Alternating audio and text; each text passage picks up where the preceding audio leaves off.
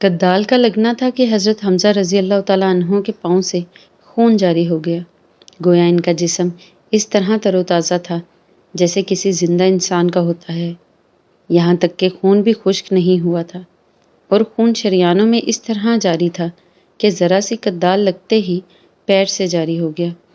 دوسری یہ بات سامنے آئی کہ ان کی لاشوں سے مشک جیسی مہک آ رہی تھی۔ یہ واقعہ غزوہ احد کے تقریباً 50 سال بعد کا ہے، جبکہ مدینہ منورہ کی مٹی اس قدر شور یعنی نمکیات والی ہے کہ پہلی ہی رات لاش میں تبدیلی کا عمل شروع ہو جاتا ہے۔ معلوم ہوا جس طرح زمین انبیاء کے جسموں میں کوئی تبدیلی نہیں کر سکتی، اسی طرح شہداء کے جسم بھی سلامت رہتے ہیں۔ اسی طرح حضرت خارجہ بن زید رضی اللہ تعالیٰ عنہ اور حضرت سعد بن ابی ربی رضی اللہ تعالیٰ عنہ کو ایک قبر میں دفن کیا گیا۔ یہ ان کے چچا زاد بھائی تھے۔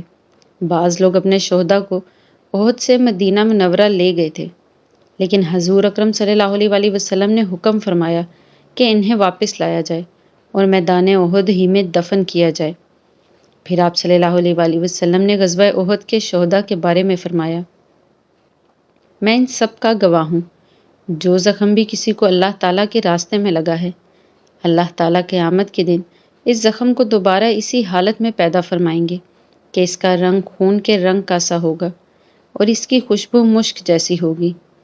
غزوہ احد میں شہید ہونے والے صحابہ میں حضرت جابر رضی اللہ تعالیٰ عنہ کے والد عبداللہ رضی اللہ تعالیٰ عنہ بھی تھے۔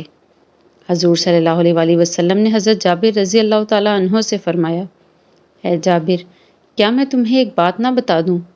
اور وہ یہ کہ جب بھی اللہ تعالیٰ کسی شہید سے کلام فرماتا ہے تو پردوں میں سے کلام فرماتا ہے، لیکن اس ذات حق نے تمہارے باپ سے روبرو کلام فرمایا اور فرمایا، مجھ سے مانگو، میں عطا کروں گا۔ انہوں نے کہا، اے باری تعالیٰ، مجھے پھر دنیا میں لوٹا دیا جائے تاکہ وہاں پہنچ کر میں ایک بار پھر تیری راہ میں قتل ہو سکوں۔ اس پر اللہ تعالیٰ نے فرمایا، یہ میری عادت کے خلاف ہے کہ مردوں کو دوبارہ دنیا میں لوٹاؤں۔ انہوں نے عرض کیا، پروردگار، جو لوگ میرے پیچھے دنیا میں باقی ہیں ان تک یہ بات پہنچا دے کہ یہاں شہداء کو کیسے کیسے انعامات سے نوازا جاتا ہے۔ اس پر اللہ تعالیٰ نے یہ آیت نازل فرمائی۔ ترجمہ: اور اے مخاطب، جو لوگ اللہ کی راہ میں قتل کیے گئے انہیں مردہ مت خیال کرو، بلکہ وہ لوگ زندہ ہیں اور اپنے پروردگار کے مقرب ہیں، انہیں رزق بھی ملتا ہے۔ آپ صلی اللہ علیہ وسلم بنی دینار کی ایک عورت کے پاس پہنچے۔ اس عورت کا شوہر، باپ اور بھائی اس غزوہ میں شہید ہوئے تھے۔ ایک روایت کے مطابق ان کا بیٹا بھی شہید ہوا تھا۔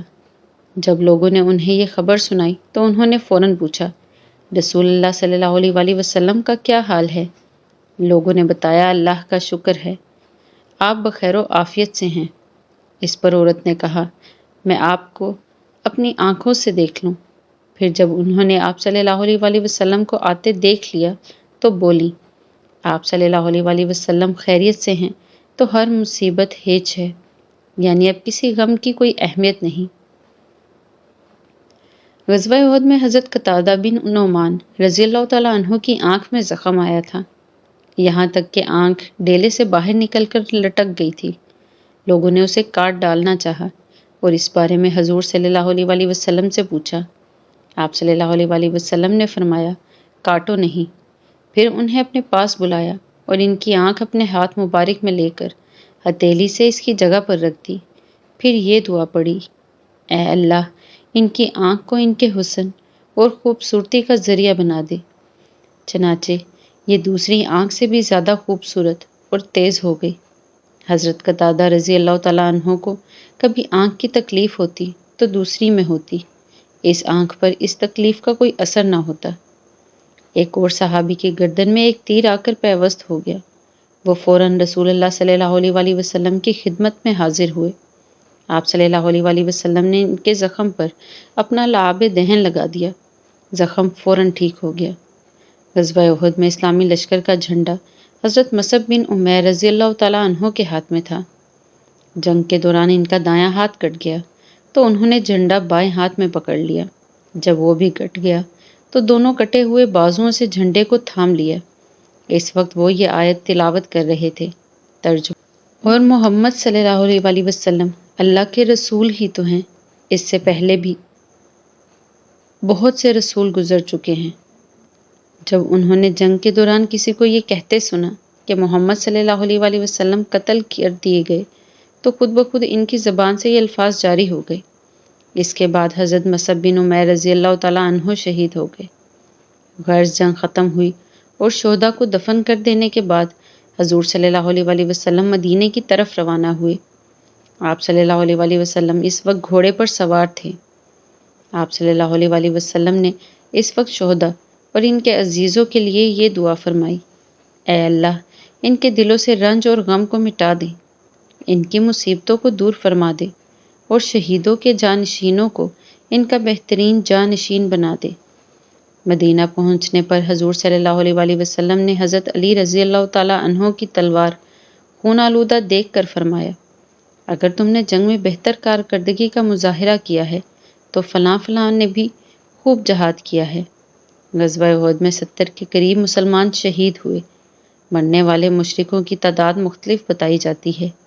جب اللہ کے رسول مدینہ منورہ پہنچے تو مسلمانوں کی شکست پر منافقوں اور یہودیوں کی زبانیں کھل گئیں۔ وہ کھلے عام مسلمانوں کو برا کہنے لگے، خوشی سے بگلے بجانے لگے۔ ان لوگوں نے آپ صلی اللہ علیہ وسلم کی شان میں گستاخانہ کلمات بھی کہے۔ مثلاً وہ کہتے پھرتے تھے: محمد صرف حکومت کرنے کے شوقین ہیں، آج تک کسی نبی نے اس طرح نقصان نہیں اٹھایا جس طرح انہوں نے اٹھایا ہے، خود بھی زخمی ہوئے اور اپنے اتنے ساتھیوں کو بھی مروایا ہے۔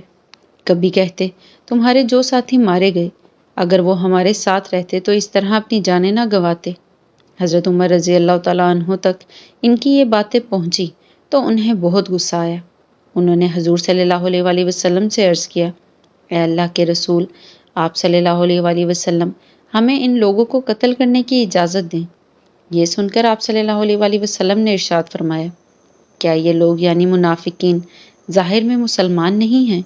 کیا یہ کلمہ نہیں پڑھتے کہ اللہ کے سوا کوئی معبود نہیں، اور یہ کہ میں اس کا رسول ہوں؟ حضرت عمر رضی اللہ تعالیٰ عنہ نے عرض کیا: بے شک کرتے ہیں، لیکن یہ لوگ ایسا تلوار کے خوف سے کرتے ہیں۔ اب ان کی حقیقت ظاہر ہو چکی ہے، ان دلوں میں جو کینہ اور فساد ہے وہ سامنے آ گیا ہے۔ یہ سن کر آپ صلی اللہ علیہ وسلم نے فرمایا: جو شخص اسلام کا اعلان کرے، چاہے ظاہری طور پر ہی کرے، مجھے اس کے قتل کی ممانعت کر دی گئی۔ غزوہ احد کے دوسرے ہی روز صبح سویرے نبی کریم صلی اللہ علیہ وسلم کا قاصد مدینہ منورہ میں یہ اعلان کر رہا تھا: مسلمانوں، قریش کا تعاقب کرنے کے لیے تیار ہو جاؤ۔ دوستوں، آج کے لیے اتنا ہی۔ اس سلسلے کو مزید جاری رکھیں گے۔ اگر آپ کو ویڈیو اچھی لگے تو اسے لائک اور شیئر ضرور کریں اور چینل کو سبسکرائب کرنا نہ بھولیں۔ ملتے ہیں اگلی ویڈیو میں، تب تک کے لیے اللہ حافظ۔